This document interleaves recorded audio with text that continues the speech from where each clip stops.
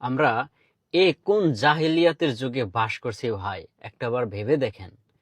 টাঙ্গাইলে 3 মাসের গর্ভবতী এক মহিলাকে ধর্ষণ করছে, ধর্ষণ করে তাকে হত্যা করা হয়েছে, পেট থেকে তার 3 মাসের বাচ্চা বের হয়ে গেছে। Just imagine.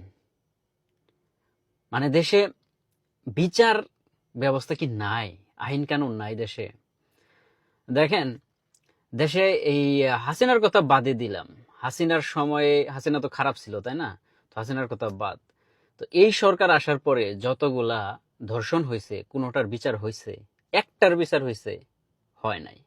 এই বিচার না হওয়ার কারণে এরকম সেম অপরাধটা রিপিটেড হয়। দেখেন, মানে আমার মনে হয় কি, বাংলাদেশে এখন শুধু 2টা মেয়ে আছে, আর বাকি সব মানে হেলা ফেলা, কোনো কিছু না, মেয়ে না তারা। এক হচ্ছে জাইমা রহমান, দ্বিতীয় হচ্ছে তারেক রহমানের, আমাদের পিএম ভাইয়ের স্ত্রী। এরা হচ্ছে মেয়ে।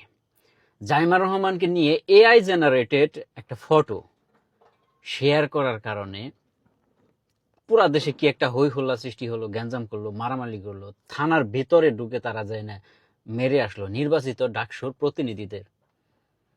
ভাবতে পারেন, মানে ভুয়া ছবি, এটা কোনো কোনো কিছু না, ভুয়া ছবি, এআই জেনারেটেড ছবি।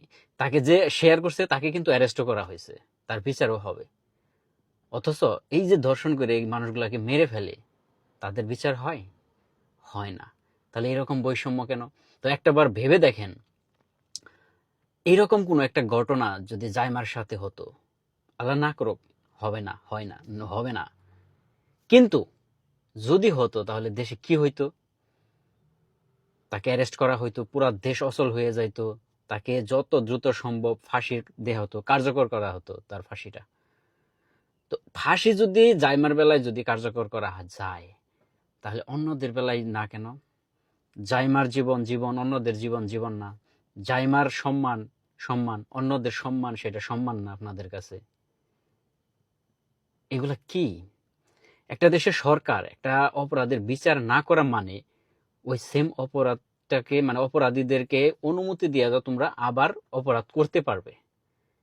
এই কারণেই তো একই অপরাধ রিপিটেড হয়, বিচার হয় না। এই কারণেই তো, যদি ধর্ষণের বিচারগুলা হইতো, বিচার অতি দ্রুত কার্যকর করা হইতো, ফাঁসি দেওয়া হতো, তাহলে কি দ্বিতীয়বার ধর্ষণ হইতো? হইতো না। তো এইগুলো আমরা কবে পরিবর্তন পাইব? জাইমাকে নিয়ে একটা ছবি শেয়ার করা যায় না, দেশ উলটপালট হয়ে যায়। অথচ অন্য মেয়েদেরকে যা ইচ্ছা তাই বলা যায়, তাদের ধর্ষণ করে মেরে ফেলা যায়, পেটের বাচ্চা পর্যন্ত বের হয়ে যায় ধর্ষণের কারণে। উপরে একজন আছে ভাই, আপনারা যে যাই করেন উপরে একজন আছে, একদিন আপনাদের তো হিসাব দিতে হবে, তাই না?